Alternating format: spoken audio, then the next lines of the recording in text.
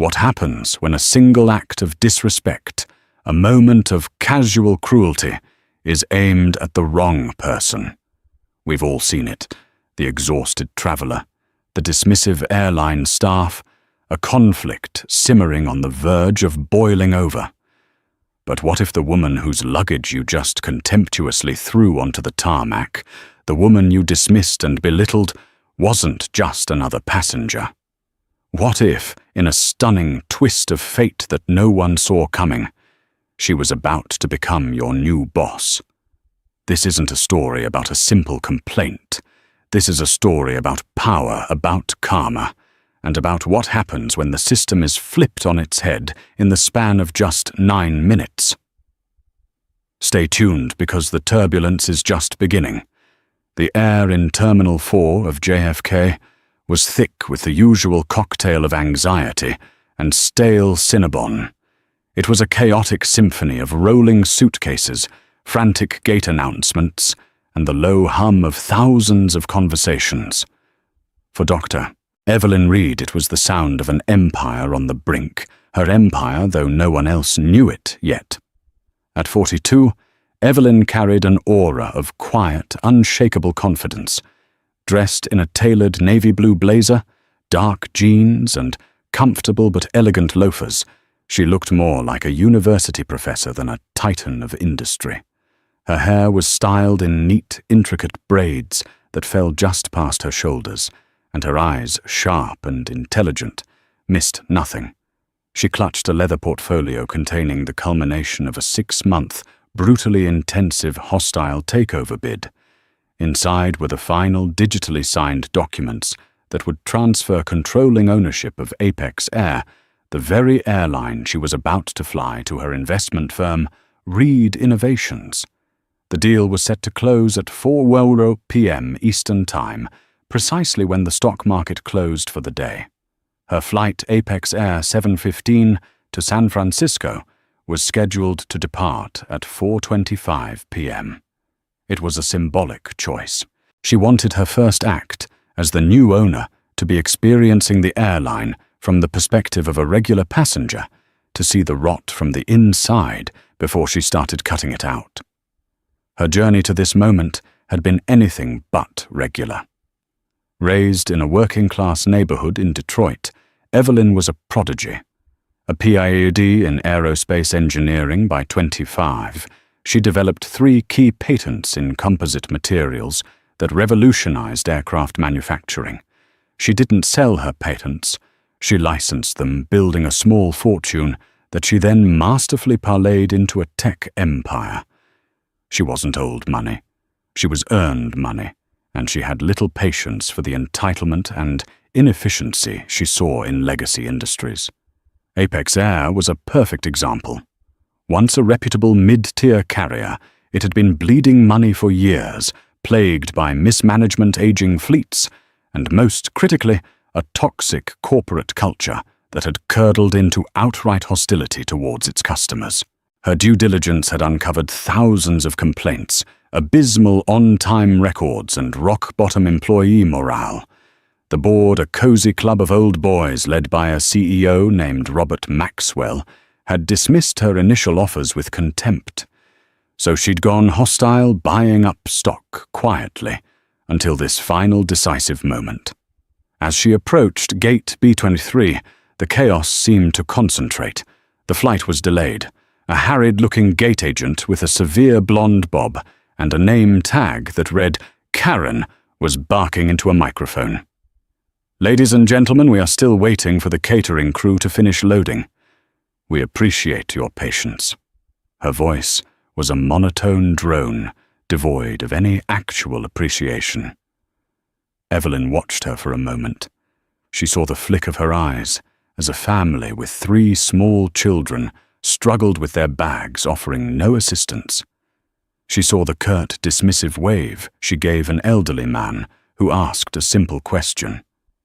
This was the front line of the problem. This was Karen Miller, a 15-year veteran of Apex Air, a woman who felt her life had stalled and took it out on every passenger she encountered. Evelyn's phone buzzed. It was a text from her lead counsel, David Chen. Wire transfers are confirmed and staged. The moment the market closes, the shares are ours. Maxwell's office has been notified of an emergency board meeting at 5 p.m. Pacific time upon your landing. They still think it's about a final negotiation. Evelyn smiled faintly. They had no idea the negotiation was already over. She looked at her carry-on, a sleek carbon fiber suitcase that was a prototype from her own R&D lab. It was perfectly within the airline's size regulations. She had measured it herself that morning. It contained not only her clothes, but also sensitive hard drives and the original paper copies of her patent filings, items she would never entrust to checked baggage. Finally, the boarding call began. Karen's voice sliced through the air again, this time with an added layer of impatience. We will now begin boarding with our Diamond Medallion members and passengers in first class. Evelyn was in seat 2B. She waited for her group to be called and approached the podium, handing Karen her boarding pass. Karen glanced at it, then at Evelyn, and her eyes narrowed. She looked down at Evelyn's suitcase. "That's not going to fit," she said flatly, not as a suggestion, but as a verdict. "I assure you it will," Evelyn replied calmly, her voice even and low. "It's a standard dimension carry-on. The overhead bins on this aircraft, the Airbus A321, are smaller. It needs to be checked." Karen insisted, her tone hardening. She gestured towards a metal baggage sizer next to the counter. "You can try it, but I'm telling you it won't fit." Evelyn had flown this exact model of aircraft dozens of times. She knew precisely how large the bins were. This wasn't about the bag. It was about control. Still, she remained composed, lifting her suitcase and placing it effortlessly into the sizer. It slid in perfectly, with a clear half-inch of room to spare on all sides. A few other passengers in line murmured. Evelyn looked at Karen, her expression neutral. "As you can see, it fits." Karen's face flushed a blotchy red. She had been publicly proven wrong, and the embarrassment instantly morphed into aggression. "It's too close. The policy states the agent has the final discretion. The flight is full, and we need to check all marginal bags to ensure a timely departure. The departure is already delayed."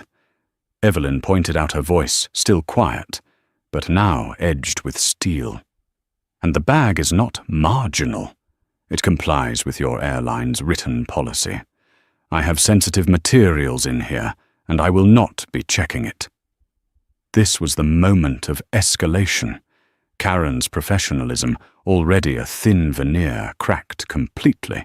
She leaned into her microphone, her voice dripping with condescending authority. "Sir Baggage Handler to gate B23, please. We have a passenger refusing to comply with crew instructions." A burly man in a grease-stained uniform, Mike Sully Sullivan, lumbered over. He was a man who clearly enjoyed the small pockets of power his job afforded him. "Problem, Karen," he grunted, not even looking at Evelyn. "This passenger," Karen said, gesturing at Evelyn with a dismissive flick of her wrist, "won't check her bag." Sully sized up Evelyn, a smirk playing on his lips. He saw a black woman traveling alone and made 1,000 incorrect assumptions. "Ma'am, you heard her. Give me the bag. I will not." Evelyn stated, her hand resting firmly on the suitcase's handle. "This is my personal property. It is compliant with all regulations, and you are not taking it." The standoff lasted for a few seconds. The line behind them was growing, the tension thickening. This was the culture she was here to destroy, one where employees, feeling powerless in their own lives, used the company's rules as weapons against the very people who paid their salaries. Sully scoffed, stepping forward. "We can do this the easy way or the hard way." He reached for the bag. Evelyn didn't flinch. "If you touch my bag or me, it will be considered assault. And I promise you, you will regret it." Her voice was so cold, so filled with absolute certainty, that Sully hesitated for a split second. But then he glanced at Karen, who gave him a sharp nod, a look of shared petty victory on her face. His bravado returned. Whatever he spat, and in one swift, aggressive movement, he wrenched the suitcase from Evelyn's grasp. The force was so sudden it almost pulled her off balance. He didn't just take it, he made a show of it. He tagged it with a gate check ticket, and then, instead of placing it on the conveyor belt behind the counter, he turned, strode to the open door of the jet bridge, and with a grunt of theatrical effort, he hurled it. The suitcase sailed through the air and landed with a sickening explosive crack on the tarmac 10 feet below. A collective gasp rippled through the passengers. The sound echoed in the sudden silence. For a moment, everyone was frozen. Evelyn Reed stood perfectly still. She didn't shout. She didn't cry. She simply watched as her prototype containing her life's work lay broken on the ground. A cold, terrifyingly calm fury settled over her. She looked at Karen, whose triumphant smirk was now frozen on her face, and then at Sully, who looked proud of his handiwork. She slowly turned her head and met Karen's eyes. "What time is it?" Evelyn asked, her voice chillingly quiet. Confused, Karen glanced at the monitor. "It's 3:51 p.m. Evelyn nodded slowly. 9 minutes, she whispered to herself. 9 minutes until everything changes. Without another word, she took out her phone, took a crystal-clear picture of Karen Miller, Mike Sullivan, and the shattered suitcase on the tarmac below. Then, holding just her portfolio, she walked down the jet bridge, her composure a terrifying mask of tranquility. The real storm was about to break. The walk down the jet bridge felt like a slow-motion scene from a thriller. Evelyn's mind was a whirlwind of controlled rage. The sound of the crack echoed in her ears, not just as the destruction of her property, but as a perfect crystalline symbol of the contempt Apex Air had for its customers. It was the sound of disrespect, of systemic failure of a company that had rotted from the inside out. As she stepped onto the aircraft, a young flight attendant with wide, apologetic eyes greeted her. "Welcome aboard, ma'am." Her name tag read Chloe. She had clearly seen or heard the commotion. Evelyn gave her a brief, tight-lipped nod. As she made her way to seat 2B in first class, she felt the eyes of other passengers on her. Some were sympathetic, others just curious about the source of the drama. She ignored them, all her focus narrowing to a single point. Seated across the aisle was a man in an expensive suit, already sipping a pre-departure drink. He leaned over. "That was outrageous," he said, his voice a low, conspiratorial whisper. "You should sue them into the ground. I'm a lawyer, by the way. Here's my card." Evelyn took the card without looking at it and simply said, "Thank you." Her mind was far beyond a simple lawsuit. A lawsuit was a request for justice. She was in a position to deliver a verdict. She settled into her plush leather seat and stared out the window, watching her broken suitcase being unceremoniously loaded into the cargo hold by Sully, who handled it with the same casual disdain he'd shown earlier. He even gave it a final deliberate kick before it vanished onto the conveyor belt. The cockpit door was open, and the pilot, a man with silver hair and a self-important posture, was leaning out, talking to the lead flight attendant. This was Captain Alan Richardson, a 30-year veteran of the airline, a man who saw himself as the king of his metal tube in the sky and viewed passengers as a necessary inconvenience. He'd heard the report from the gate. What was the hold-up, he asked, his voice loud enough for the first few rows to hear. A passenger in 2B was being difficult about her carry-on, the flight attendant replied. Captain Richardson glanced over at Evelyn, his eyes sweeping over her with a dismissive air. He didn't see a renowned engineer or a CEO. He saw a problem that had delayed his flight. "Right," he said, with a sigh of theatrical exasperation. "Let's get this show on the road before we miss our slot." make sure her issue didn't delay the baggage loading. He didn't try to lower his voice. The disrespect was intentional, a performance for his crew. Evelyn met his gaze. Her expression was unreadable, a placid lake over a volcanic core. He held her stare for a second, expecting her to look away to be intimidated. She didn't. He was the one who eventually turned back to the cockpit, slightly unnerved by her sheer composure. She pulled out her phone. The time was 3:54 p.m. 5 minutes to go. She opened a secure messaging app and sent a single photo, the one she took at the gate to David Chen, with a short message, the catalyst. Identify these employees: Karen Miller, Gate B23. Mike Sullivan, baggage handler. Also get the name of the captain on Apex 7 or 15 JFK to SFO. They are to be the absolute first priority. David's reply was instantaneous. Understood. Their personnel files will be on your desk before you land. Are you all right? I'm fine. The objective has not changed. It has simply become clearer. She put her phone on airplane mode. There was nothing more to do but wait. The next few minutes stretched into an eternity. The cabin door was closed. The flight attendants performed the safety demonstration with robotic indifference. The plane began to push back from the gate. Evelyn closed her eyes, not in anger, but in calculation. She thought about the contents of the suitcase. The hard drives were encrypted and ruggedized. They were likely fine. The papers, however, were irreplaceable originals. But even that wasn't the point. The point was the principle. A company's soul is revealed in how it handles the small things, how it treats people when it thinks no one with power is watching. Karen Miller believed her power was absolute at that gate. Sully believed his physical intimidation was a tool of his trade. Captain Richardson believed his uniform made him a minor deity. They were all cogs in a machine of mediocrity and contempt, a machine that Robert Maxwell had built and fostered. And in a few short minutes, she was going to take a sledgehammer to it.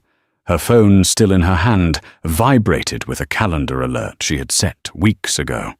The alert was simple: 4:00 p.m. EST. It's yours. The closing bell of the New York Stock Exchange rang a sound she couldn't hear, but could feel in her very bones. The transaction was complete. Billions of dollars had moved. A company with 40,000 employees and a fleet of over 300 aircraft had just changed hands. Dr. Evelyn Reed, the woman in seat 2B, whose bag had been smashed on the tarmac, was now the new majority owner and chairperson of Apex Air. No one else on the plane knew. The captain was preparing for takeoff. The flight attendants were securing the galley. And at gate B23, Karen Miller was likely complaining about her to a co-worker, feeling smug and justified. The plane taxied onto the runway. The engine spooled up with a deafening roar. As the aircraft hurtled down the runway and lifted into the sky, Evelyn felt a strange sense of calm. It wasn't the joy of acquisition. It was the solemn feeling of holding immense, terrible power in her hands. She looked out the window at the city shrinking below. Her plan had been to observe for a week to gather data to formulate a strategy. But Karen Sully and the captain had changed that. They had given her a new strategy. They had become Exhibit A. She didn't know it yet, but her silent, focused fury had already been noticed. Chloe, the young flight attendant, watched her from the galley. She had seen the incident and felt sickened by it. She saw the way the captain had spoken down to the passenger and felt a familiar dread. She had only been with Apex for 6 months, and she was already looking for another job. The culture was crushing her. She looked at the woman in 2B and saw something she hadn't seen in a passenger before.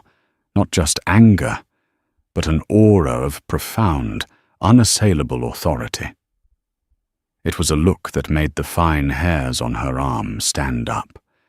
She knew with a certainty she couldn't explain that this flight would be different. As Flight 715 ascended to its cruising altitude of 35,000 feet, a fragile sense of normalcy settled over the cabin. The seatbelt sign pinged off. Flight attendants began their drink service.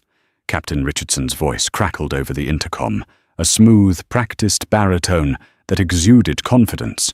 "Good afternoon, folks. This is your captain speaking.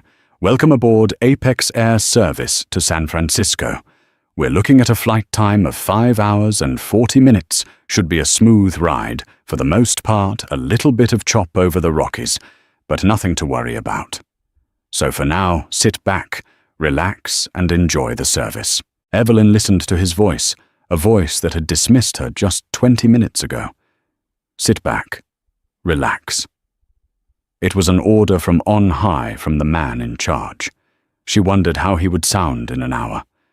She declined the drink service from Chloe, asking only for a bottle of water. When the young flight attendant handed it to her, their eyes met. Chloe's were full of a nervous, unspoken apology.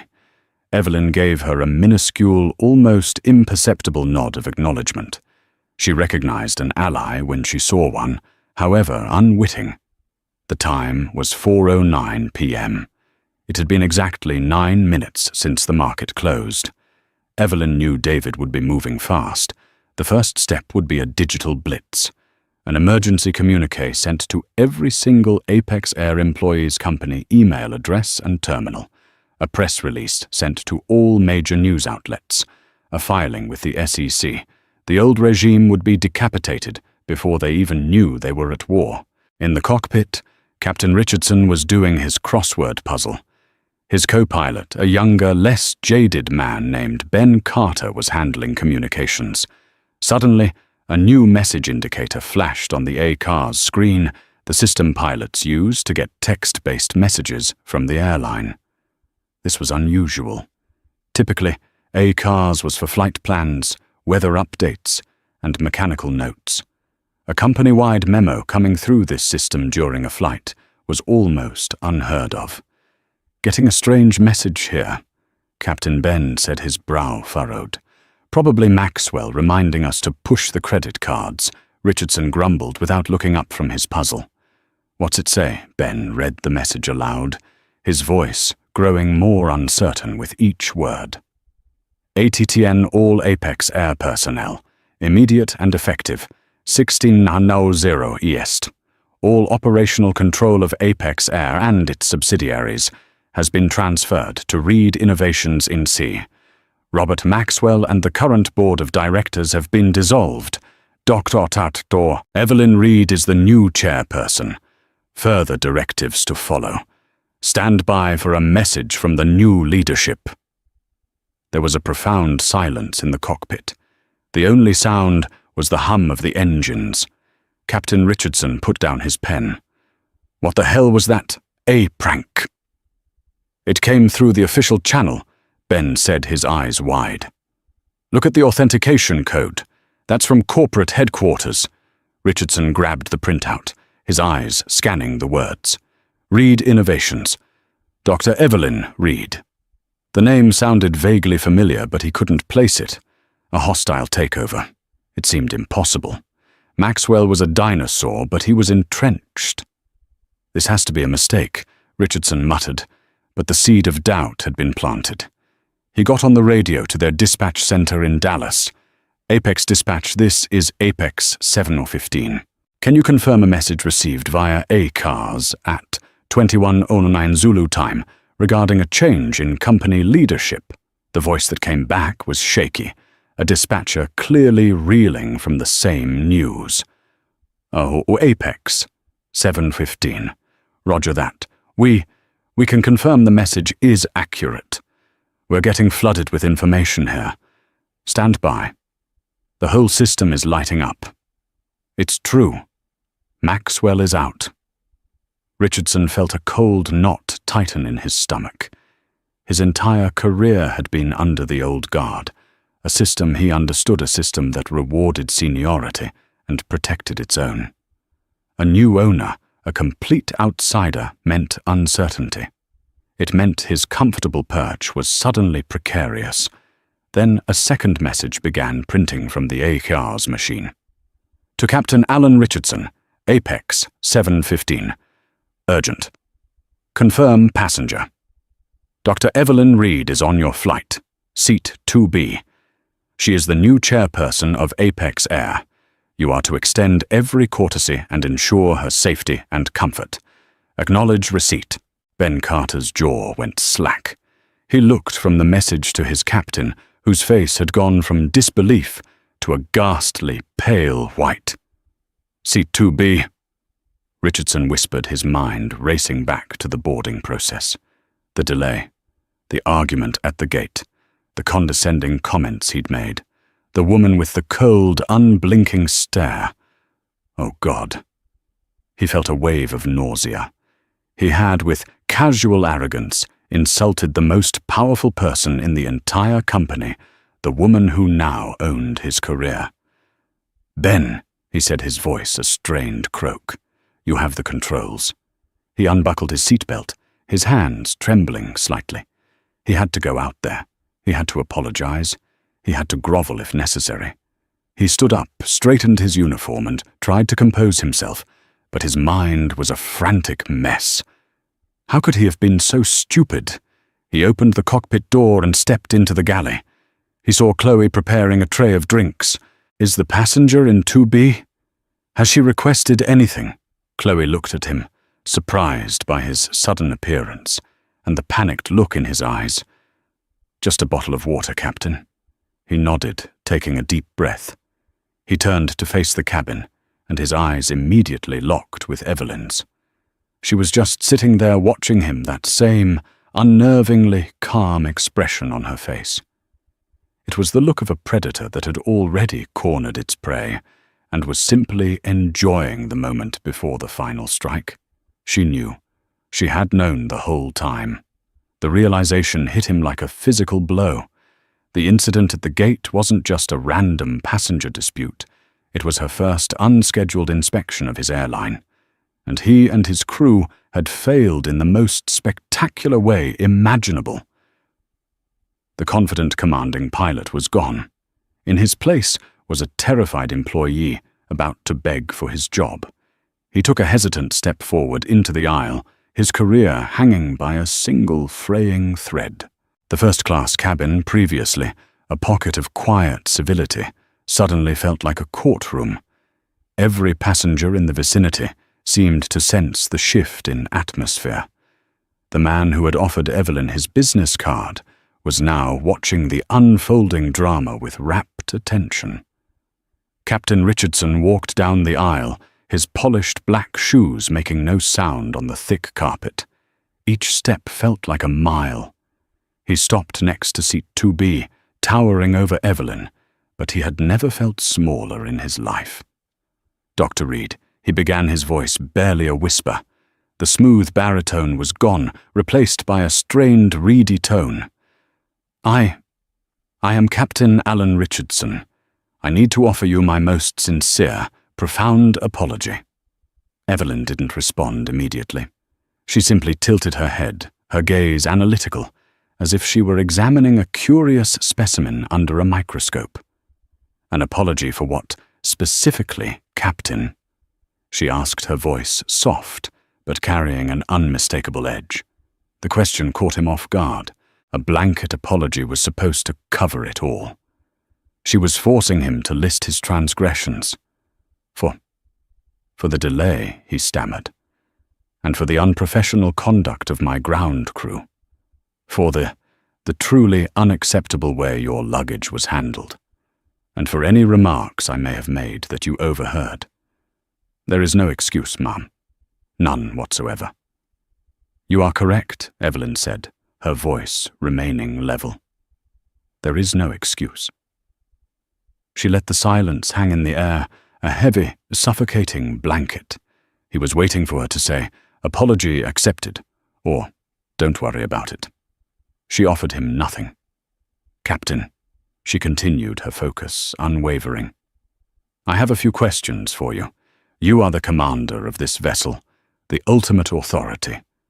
"Is that correct?" "Yes, ma'am," he said, his posture slumping.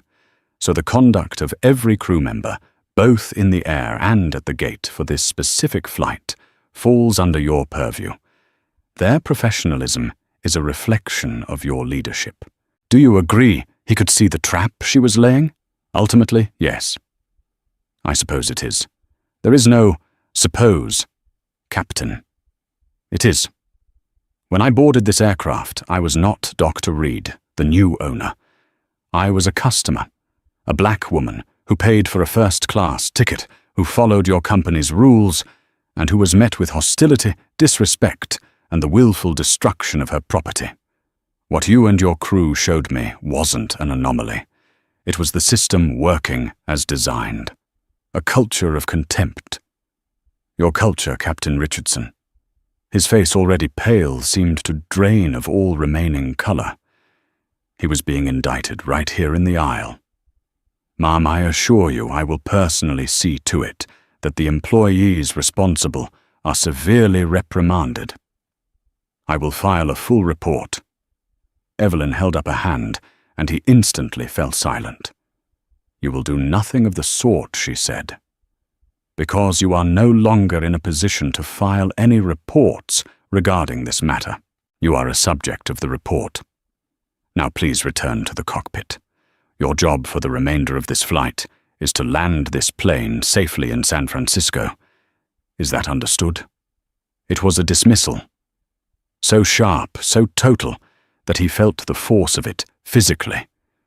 He had come to beg for forgiveness, and had instead been stripped of his authority in front of his passengers. "Yes. Yes, ma'am," he mumbled.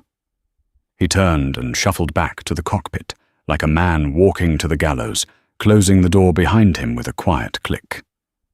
The news was spreading. In the galley, Chloe had overheard everything. Her heart was pounding. She looked at the calm, powerful woman in 2B and felt a surge of something she hadn't felt in months, hope. Meanwhile, back at JFK, the shockwave was hitting gate B-23. Karen Miller was on her break, scrolling through her phone and complaining to a colleague about the entitled passenger who had caused such a scene.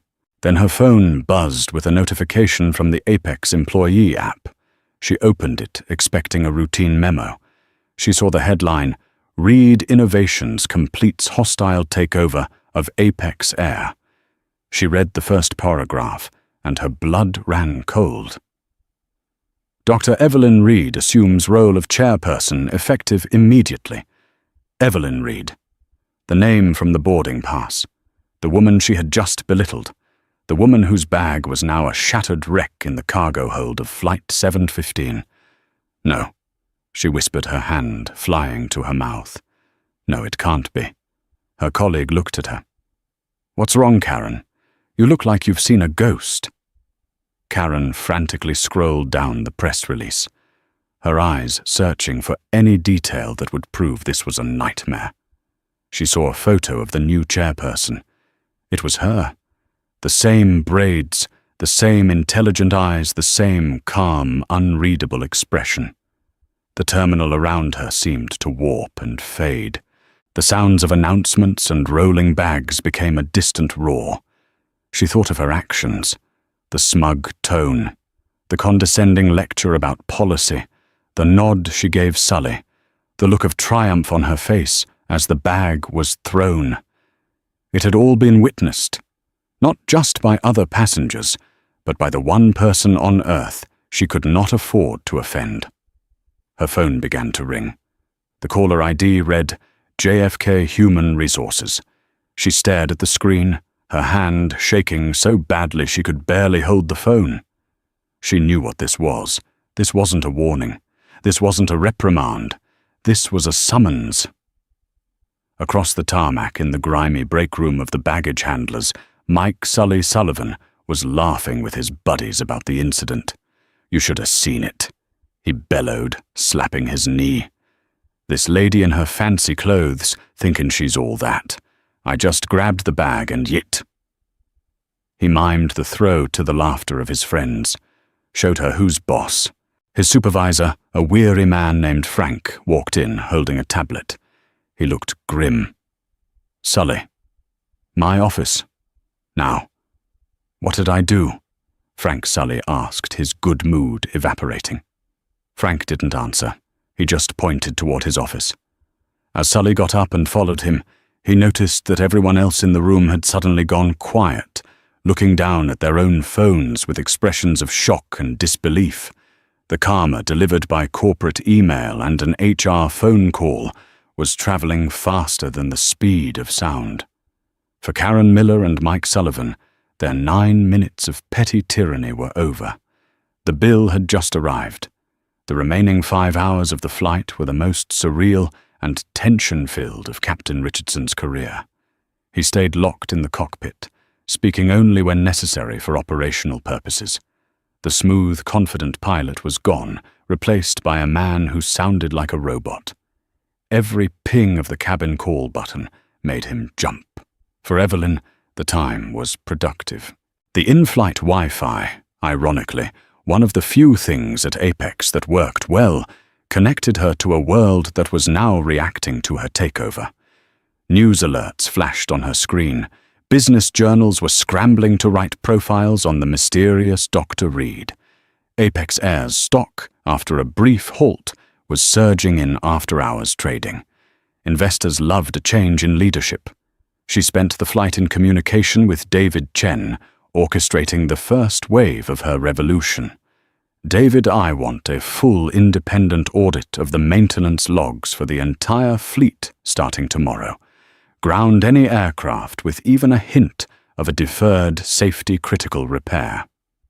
I want the employee contracts for all baggage handlers and gate agents reviewed. We're going to implement a new compensation structure. Base pay will be tied to customer satisfaction scores and on-time performance metrics.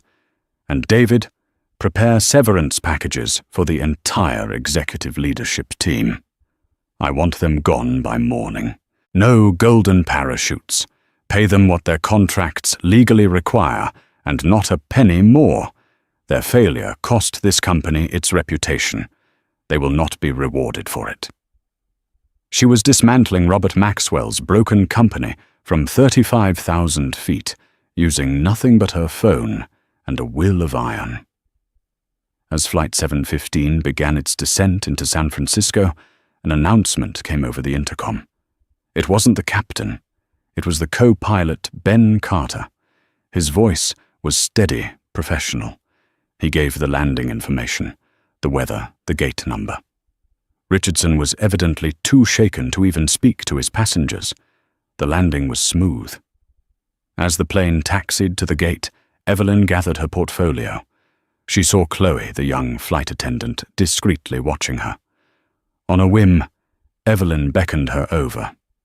"Chloe," she said softly, "what is your employee number?"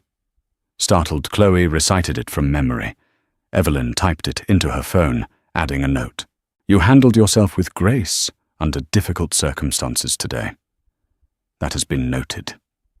Chloe's eyes welled with tears. "Thank you, Mum. Thank you." It was the first piece of positive recognition she had received since joining the airline.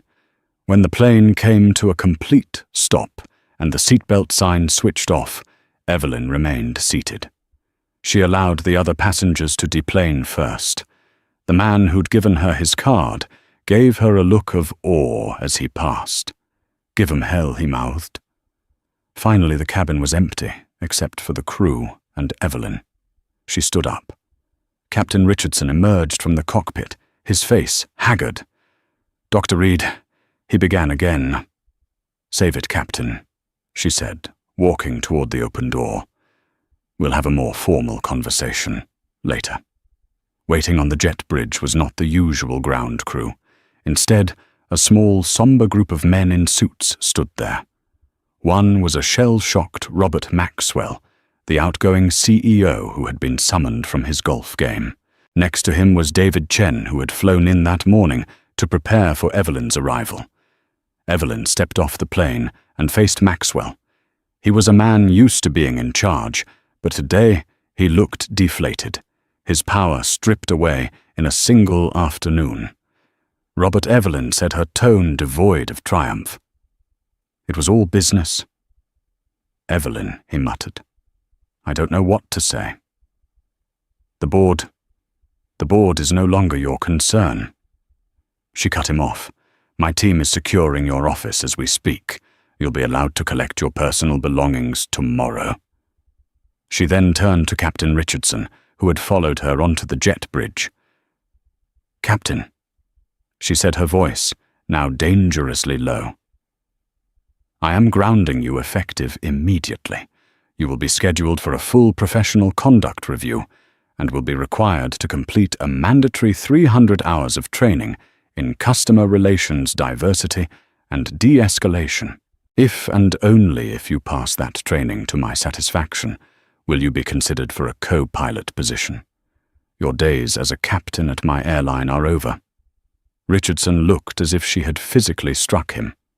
The humiliation was absolute. To be demoted from the left seat to the right, to be forced into remedial training like a rookie, it was a fate worse than being fired. Now for the matter of my luggage, Evelyn said, turning to the SFO station manager, who was also part of the terrified welcoming committee. Have it brought up to the jet bridge. Immediately. A few minutes later, a baggage handler looking nervous arrived, carrying what was left of her suitcase. It was a mangled wreck. The carbon fiber shell was cracked and splintered in a dozen places. The locks were broken. Evelyn directed David to take several high-resolution photos of the damage. Then she had the station manager open it on the floor of the jet bridge. She knelt her expensive blazer, brushing against the dirty floor, and carefully inspected the contents. The hard drives were intact. The papers, her precious original patent documents, were creased and torn at the edges. She held up a damaged document for Maxwell Richardson and the others to see. This, she said, her voice a cold, sharp blade, is what your company does. It takes something of value, and through sheer carelessness and contempt, it breaks it. This suitcase, this document, they are Apex Air in microcosm. But the breaking stops today. Today we start to rebuild. The first step is to remove the parts that are rotten. She stood up, brushed off her blazer, and looked at the assembled, terrified faces. Gentlemen, she said to the remnants of the old guard, you are all dismissed. David, walk them out. I have a company to run. With that, she turned and strode down the jet bridge into the terminal, leaving the wreckage of her suitcase and the wreckage of their careers behind her. The era of Dr. Evelyn Reed had officially begun. The days that followed were a whirlwind of systematic and brutal efficiency.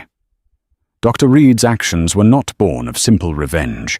They were a calculated top-to-bottom purge of the toxic culture that had brought Apex Air to its knees. The story of what happened on Flight 715, which she internally dubbed the B-23 incident, became the foundation of her new corporate doctrine. Karen Miller, Karen's summons to HR, was not a conversation. It was an execution. She was met by the head of JFK Human Resources and a corporate lawyer from David Chen's firm, patched in via video conference. Ms. Miller the lawyer began, his voice flat and unemotional. We have reviewed the CCTV footage from gate B-23, multiple eyewitness statements from passengers, and a formal complaint filed by the office of the chairperson. We have concluded that you demonstrated gross misconduct, willful violation of company policy regarding passenger property, and created a hostile environment that has resulted in significant reputational damage to this airline. Karen tried to interject. It was a misunderstanding. The bag looked too big. I was just trying to ensure an on-time departure. The flight was already delayed, a fact the passenger pointed out to you. The lawyer retorted, consulting his notes. The bag demonstrably fit in the sizer. And your escalation of the situation was, by all accounts, entirely unwarranted. Your employment with Apex Air is terminated effective immediately. They slid a single piece of paper across the table.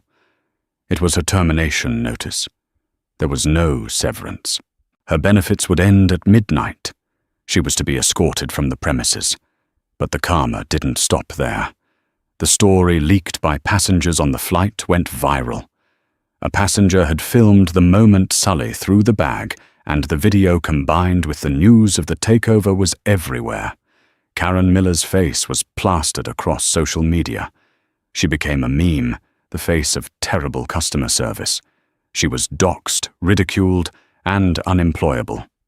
Every airline she applied to saw her name and immediately rejected her. Her moment of petty power had cost her her entire career. Mike Sully's fate was even harsher. His meeting with his supervisor was brief. He was fired on the spot. But Evelyn wasn't finished. David Chen, acting on her instructions, filed a criminal complaint for destruction of property.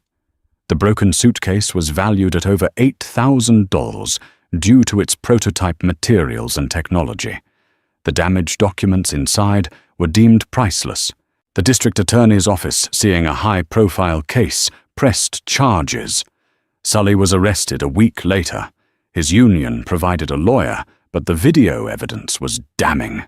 He ended up pleading guilty to a lesser misdemeanor, but was sentenced to community service anger management classes and was ordered to pay restitution for the suitcase, a debt that would follow him for years. Like Karen, his name was now toxic in the aviation industry. He ended up taking a job at a warehouse loading trucks on the night shift, his days of throwing other people's property behind him forever. Captain Alan Richardson. For Richardson, the punishment was a slow, public humiliation. He was officially demoted. His name was circulated internally as the prime example of the old apex attitude.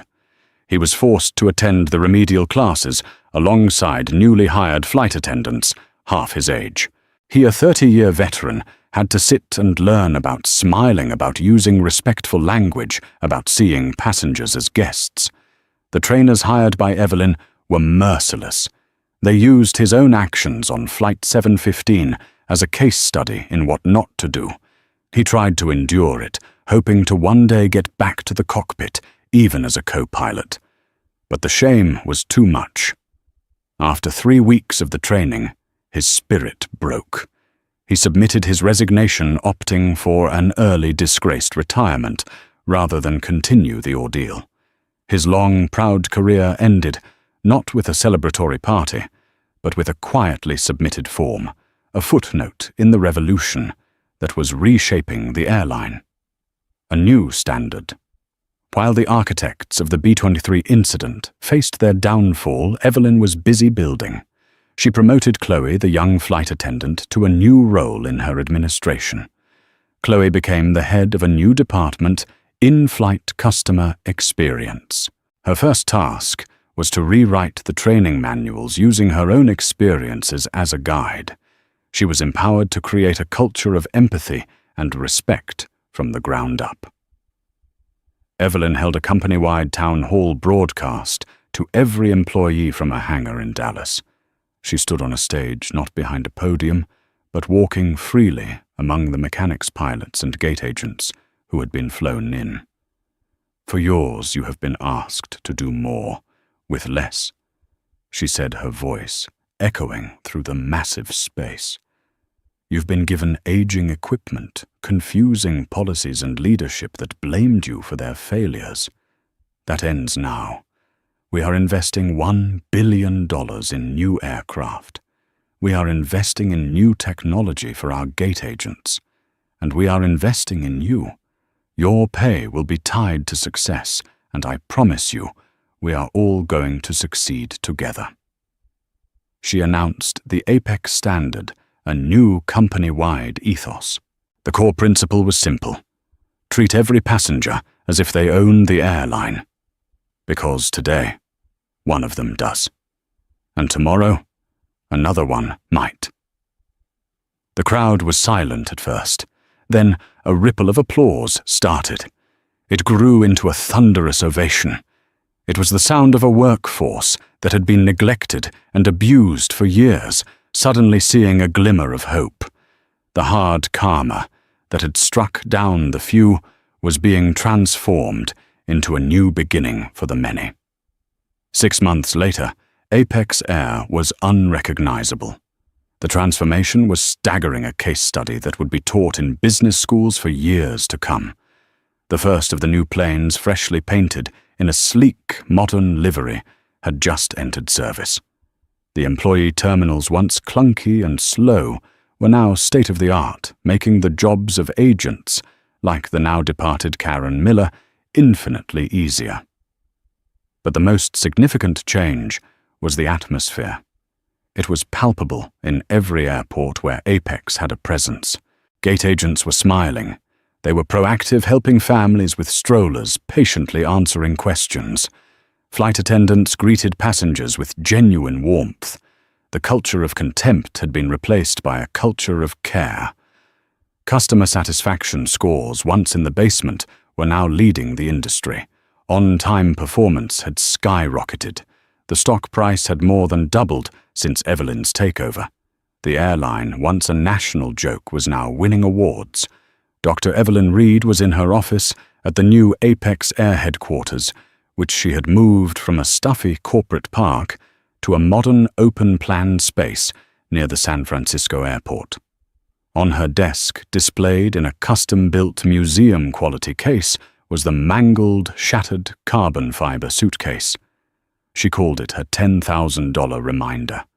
It was a reminder of what happens when a company loses its way, and a reminder of the day her mission became crystal clear. David Chen walked in holding a tablet. "The numbers for the last quarter are in," he said, a wide smile on his face. "We're not just profitable. We're outperforming everyone's wildest projections. The Apex standard is working." Evelyn looked at the numbers, but her mind was elsewhere. She was thinking about the journey, not just her own from a girl in Detroit to a titan of industry, but the journey of the airline itself. It had been on a nosedive to oblivion, and she had pulled it back from the brink, not just by investing money, but by investing in dignity. Her phone buzzed. It was an alert from a news aggregator. A small local paper in New York had run a human interest story. The headline read, "Where are they now, the airline workers from the viral video?" The article detailed the sad, quiet lives of Karen Miller and Mike Sullivan. Karen was working retail at a department store in a mall, folding sweaters, her face worn and tired. Sully was still on the night shift at the warehouse, his grand plans of showing people who's boss reduced to loading pallets in the dark.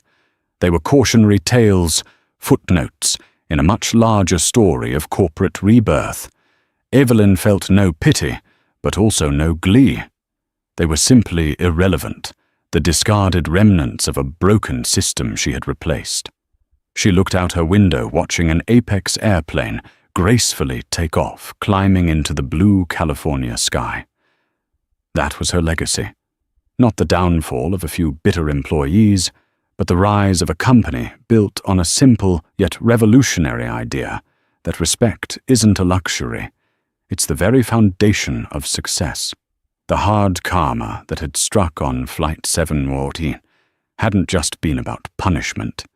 It had been about clearing the ground to build something better. And as she watched the plane disappear into the clouds, Evelyn Reed, the woman who had been underestimated and disrespected, knew her work was just beginning. She had bought an airline, but in the process, she had given it back its soul. And so the story of Dr. Evelyn Reed and Apex Air comes to a close. It's a powerful reminder that the person you might dismiss today could hold the keys to your entire world tomorrow. This wasn't just a tale of revenge. It was a story of transformation. It shows how true power isn't about punishing your enemies, but about rebuilding a broken system and creating something better for everyone.